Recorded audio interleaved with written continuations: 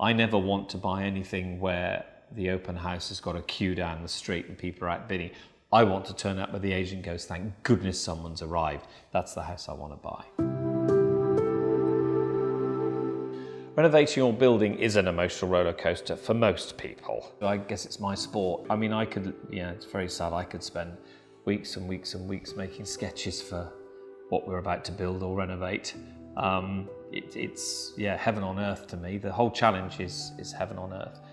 This was a lifestyle change other than just a house move. Smaller piece of land, urban proximity. Our particular architect had a speciality in urban and smaller spaces, which is why she was the perfect match for this. And like every good architect, she came to us with something that would cost that much, and we had to had something come a bit more realistic. But that's part of the game. That's the way it works.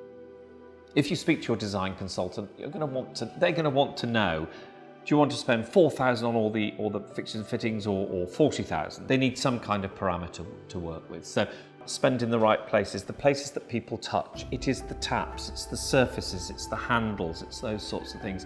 To be quite honest, you can often get away with a really cheap bath. That's quite easy to do. And toilets as well. Toilets for a couple of $100 available in Reece that look perfectly decent if you don't want to go to all the inbuilt things. So you can get away with that if that will help you get a nicer vanity or nicer tapware. What would I not compromise on? Bad design. Design isn't necessarily expensive. Putting a window in the right spot compared to not putting it in the right spot, if you've chosen that correctly at the beginning, costs no more. One recommendation I would have for anybody is if you do know people in the trade and that you trust, get them involved, because there's always that little bit of a bond. I mean, working with Reece Bathrooms was fantastic. 10, 20 years ago, in the old days, I would say, there wasn't a design consultant in a bathroom store. And even if there was, they'd have to draw it up by hand. It would be ridiculous. Whereas today, you only need your dimensions, a few photograph images, and the consultant can go and get it all. It's amazing what they can do, so it's perfect.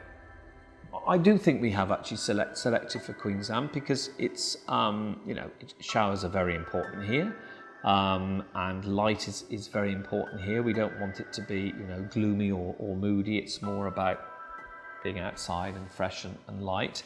Look, our house becomes a home if it does offer that sort of sanctuary feel to it.